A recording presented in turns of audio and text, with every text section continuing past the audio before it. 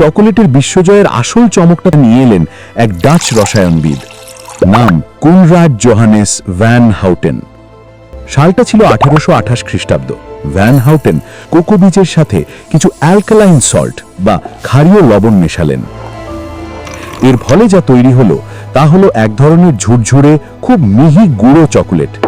এই শুকনো গুঁড়োটা আগের থেকে অনেক সহজে আর তাড়াতাড়ি জলে গুলে যেত। এই পদ্ধতিটাই সারা দুনিয়ায় বিখ্যাত হলো ডাচ প্রসেসিং নামে। আর এই গুঁড়ো চকোলেটকেই আমরা আজ চিনি কোকো পাউডার হিসেবে। ভ্যান হাউটেন আরও একটা যুগান্তকারী আবিষ্কার করেন, তার নাম কোকো প্রেস।